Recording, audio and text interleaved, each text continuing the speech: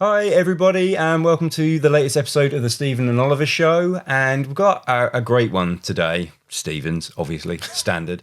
And this one is called The Tip of the Triangle. Now, I know what the tip of a triangle is, but beyond that, I don't know what Stephen's going on about. So I'm going to pass straight over to him and say, why are we calling this the tip of the triangle? Right. So this is one of my favourite subjects to talk about. And I would say most people that come to me for mentoring and coaching, this is part of the first conversation, because in a lot of cases, it's business owners, it's C-suite individuals, it's people that are leaders of teams. They're leading people. And what this tip of the triangle is all about, really, it's about when we start our careers, we are at the bottom of the triangle. And at the bottom of the triangle, there's a lot of space at the bottom. It's very fluid. And what we tend to do is we connect with a lot of people. We have lots of conversations. We're learning. We're very receptive. We're developing. And basically what happens is, as we move through our careers and we take on more responsibility, that might be around, number of people that you're looking after. That might be around, the size of the environment and so forth and so forth. You get closer and closer and closer and closer to the tip of the triangle. And what happens when you get to the tip of the triangle is you go from being where you were very fluid further down the triangle and very connective, etc. You become very isolated, because the tip, there isn't much room to maneuver. Mm-hmm. And what this podcast is really all about is, if you're feeling like that, a little bit isolated, a little bit like you don't know where to go, a little bit like, who do you bounce those ideas off? A little bit like, I don't really want to share anything with anyone because I'm going to look like I'm stupid. I'm in a large organisation. I'm at the tip of the triangle. I'm meant to know everything that happens. I'm meant to have all the knowledge. I'm meant to have all the ideas. I'm meant to be this. Blah, blah, blah. I can go on and go on and go on. What this podcast is all about is to say, look, just because you're at that tip of the triangle, what you need to be doing is to actually get another triangle, slide it next to. So we've got two triangles, one pointing downwards, one pointing upwards. It almost creates a square. Okay. And what that actually allows you to do is to get that fluidity back. And sometimes that might be about going and getting a mentor.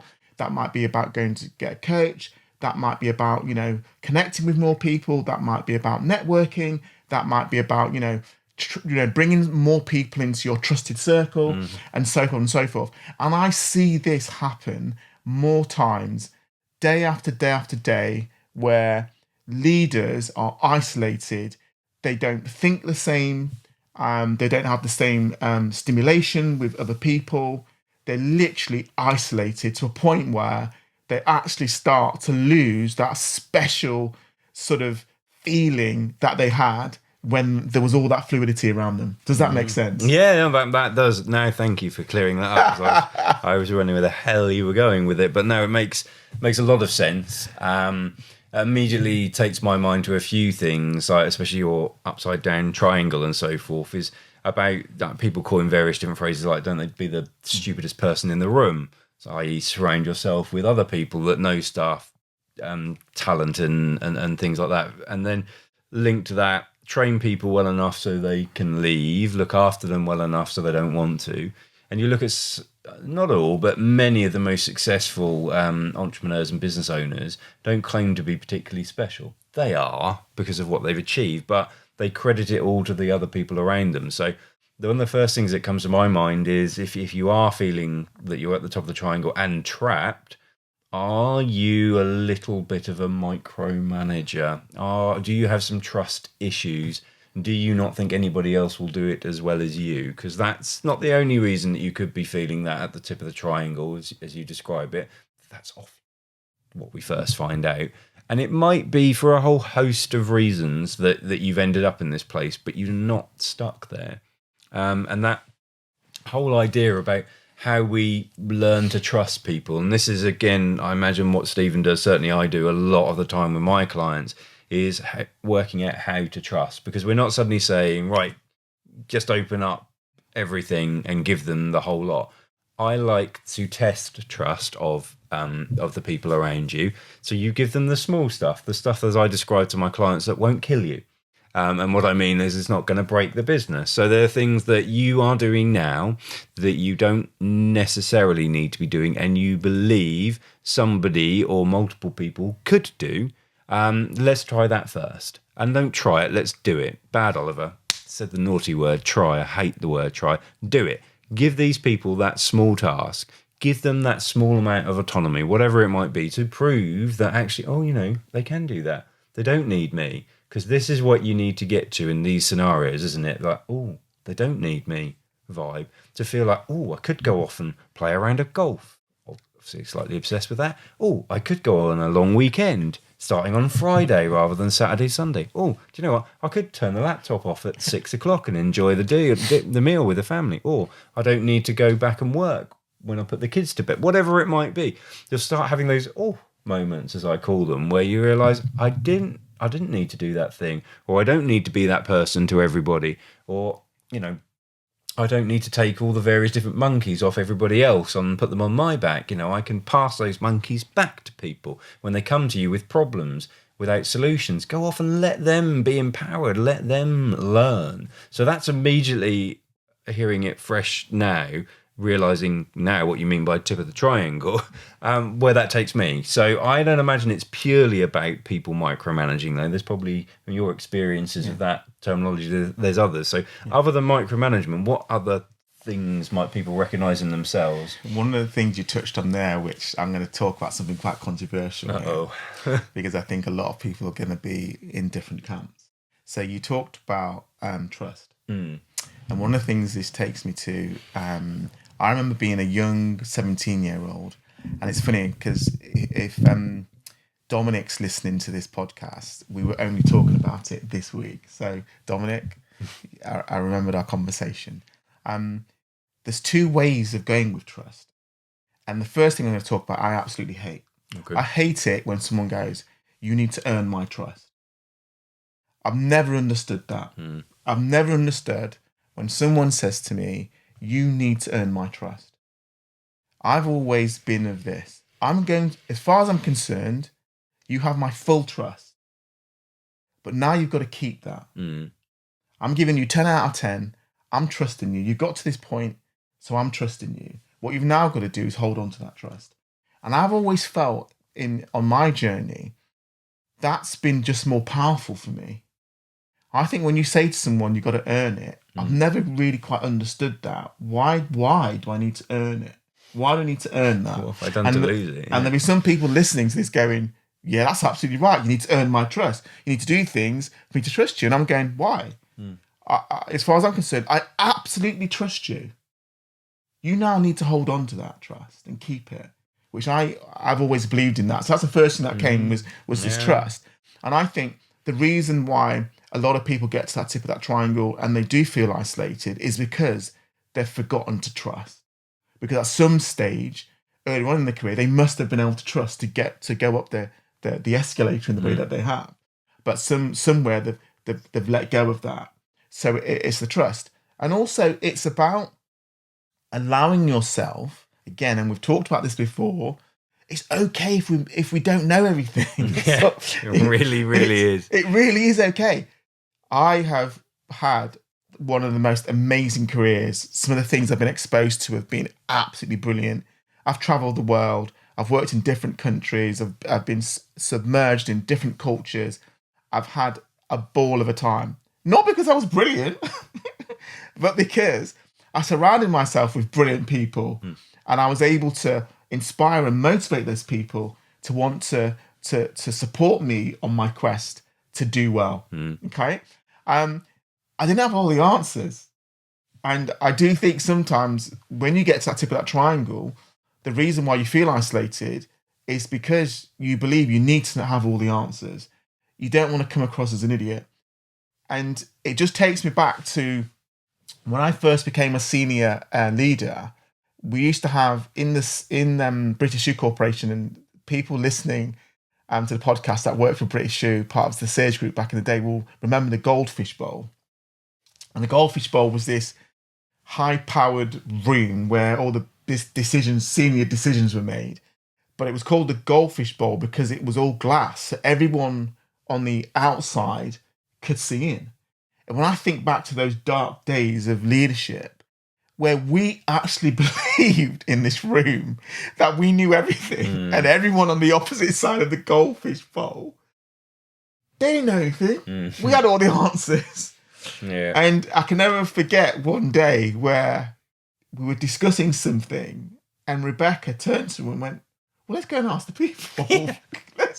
let's go and ask some of the people, the hundreds and thousands of people that work for us. Let's go and ask them what they think. And, that just goes to prove we don't have all the answers. So when you're at the tip of that triangle, you don't have to know everything. What you need to be able to do, though, is you need to be able to communicate, and you need to be able to ask, have the ability and the power to ask people. And you're not on your own, even though you do feel like you're on your own. You're not on your own. Yeah, I mean, that immediately takes me down two fairly obvious, I suppose, routes. But one is procrastination. Because if you feel you need to have the answer and you feel you need to know, but you don't, you are never going to get there because you're always going to doubt yourself. Procrastination, we should probably do an episode on that, to be fair. So we won't dwell on it too much, but you know who you are. Linked to that, so many successful people, I'm going to even put it out there and say every successful person has had this experience of failure. The big thing about failing is good as long as you don't let it cripple you. And there's normally not going to be just one big failure. It's going to be a whole series of fails that has got you to a major failure. Because what you're doing then, the only true fail that you can have is to fail to listen to the feedback. I throw this out there a lot. There is no such thing as failure. There's only feedback. And the feedback is what life is throwing you to help you understand why you failed. And you can only truly fail if you fail to listen to that feedback. Life gives it to you every single day, which is why I'm confident every single successful person will have failed probably that day, certainly multiple times in their lives, and they will learn from it and they will build upon it and they will develop strategies, techniques, whatever you want to call them, to avoid repeating that mistake. And one of the greatest powers that we give our clients is we're able to point people in directions where they can go down a path and do stuff. They have accountability. We can also segue in some learnings from past clients to help them avoid other failures quicker or to help them recover from failures quickly based on what other people have experienced. But if people would just be prepared to be fearful and be okay with that and just put themselves in awkward positions, be a bit more, get comfortable with feeling uncomfortable and fail, listen to the feedback and develop strategies and actions, we'd have no work, would we? Because if everyone did that, we'd be stymied. The reason we exist is because people aren't willing to do this most of the time, and we have to help them, sometimes kicking and screaming, to learn to fail and be okay with failing and to then interrogate the failure, because that's the worst bit. You fail and then you have to look at why you failed. It's horrifying to them, isn't it, when they're not used to it? But then it becomes a habit and you're like, okay, why did that happen? All right, I really need to know. And they start becoming obsessed with it. And then they're like, okay, it happened for this, this, and this. Right, that means I can do X, Y, and Z. And suddenly you have completely transformed your life, completely transformed your thinking and the actions that go with it. So that's the next thing that sort of triggered me there, is just be comfortable with failure. And procrastination is definitely, it's always getting in the way. It's never a good thing. And don't be afraid, to reach out to a mentor, a coach, someone close to you that you can sort of talk to. Do not be isolated. Do not feel like there's nowhere else to go. No. Because I think that's where it takes you to a point where you think, well, I can't have these conversations with anyone. And I would say 90% of the people that I work with end up in that position where they feel they've got no one. Yeah. They're just on their own. And, and those CEOs, COOs, CFOs that are listening to this, those of you that are in leadership roles that feel like you can't really talk about how you're feeling or express to anyone in your organization, I'm talking to you people, because you're the people that are isolated and that are probably hiding a lot of that stuff. And actually what I'm saying to you is you don't need to hide it, and it's okay to fail, and it's okay not to have all the answers, and it's okay. What's not okay is to barricade yourself into a room and be on your own. That's not okay. And I'll just use this analogy, which I've used many, many times. So those of you that I've heard it a million times. I apologise. And that is, I believe some people are on the court with a racket, and it's a squash racket, it could be any racket, and a ball. And what they're doing is they're hitting the ball against the wall on their own. And guess what? The harder you hit the ball, the harder the ball comes back at you. What I'm saying to you is get a partner on that court. Get someone that you can trust, someone that you can talk to, someone that, can hit the ball back. You then get a rally going. And then all of a sudden you get balance, you get continuity, you get comfort, you get camaraderie, you get conversation, you get love, you get care, you get thinking about yourself a bit more. All of a sudden you get that love harmony, that lovely harmony going. If you've got one racket and one ball and you're on your own, you ain't going to get that. All you're going to get is the harder you smack that ball, the harder it's going to come back in your face. And I use that analogy quite a lot because it helps people to understand that actually, as a mentor, as a coach, what I'm there for is to get a rally going with you, to get some continuity going, to get that connectivity going. Because really, if we're really honest, Oliver, we cannot teach anyone anything that they don't already know. 9 times out of 10, all the words that come out of our mouth, you actually know them. Yeah. What happens is along your journey, you forget them, or along your journey, you go off on a tangent and forget those fundamentals. But, nothing's new, in my opinion. I think we can get different variations of things, but nothing's truly new. Okay, there's been some amazing things that have been discovered, but have they really been discovered? Was that really the first time that they were being used? We don't really know. So in my opinion, I think it's not about new, it's about refreshing, it's about remembering, it's about you remember you're not on your own, that actually when you were at the bottom of that triangle and there was all that fluidity going on, that's like you can recreate that. Yeah, no, I absolutely advocate that. Of course I do. I'm slightly biased being a coach, but when I think of how I coach people, everyone's experience is different, but the core is the same. And the timing of stuff changes, how I'll go about it with an individual will change, which order, that will all change, but the core content remains the same. Yes, occasionally somebody says something like Shades of Grey blows my mind, brings in a new wave of looking at stuff, and I'll bring that into the mix and have a chat. No idea. Some guy said that to me once. I can't remember who he was. They were forgettable. But stuff like that becomes a core part of what you offer. But in the main, it's the same thing, isn't it? It's awakening stuff in people. So those people who are in these situations where they are stuck, they don't feel, if they genuinely don't feel that they've got anybody they can turn to, no accountability buddy, no mentor, you need to have a professional coach/mentor in your corner, because the one thing that you will get is someone who is willing to listen to anything you have to say. They will help you with any problem that you have, and they will unpack it for you. It might take a few months, it might take a year or so, but they will get you there because that is all they're interested in. And they have so many tools and techniques and life stories and stuff to share, they will be able to do it. So if you genuinely feel alone, you're not. You're just choosing to not seek the help that is out there. And Stephen and I are obviously biased, pick us first. We're the best. However, there are so many options out there. And if you look at yourself and just think it's not practical to ever reach out to us, I'm sure if you look hard enough in your circle, there'll be somebody there who you think they have had somebody in their life, find out who that was and why they used them. That's the best kind of thing. Most of our work comes from referrals, or the best ones that we get come from referrals. And if not, just have a look what's in your network and reach out to people. What I wouldn't do, comes with a health warning, do not put on social media that you might be looking for a coach or a mentor. You will be inundated and you will take the post down within an hour.